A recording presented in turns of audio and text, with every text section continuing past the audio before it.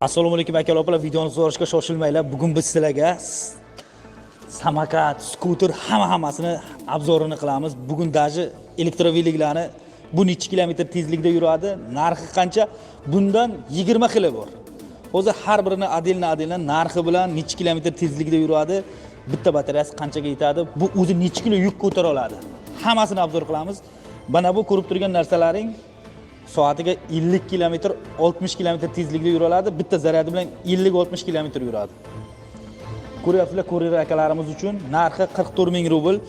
150 kilo yukni bemalol ko'taradi. Ko'ryapsizlar, ikkita amorzatorda. Buni amorzator hamma namudidan bor. Matskilchalar ham borda xullas. Qani bo'lmasa magazinimizga ketdik, o'zlaring ko'ringlar, hammasini obzor qilamiz bugun. Akalar, videoni so'rashga shoshilmaysizlar. Bugun biz sizlarga bu necha kilo yuk ko'taradi, necha kilometr tezlikda yuradi, batareyasi qanchaga yetadi, narxi qancha, hammasini ko'rsatamiz. Ko'ryapsizlar, bitta hamma turlari bor.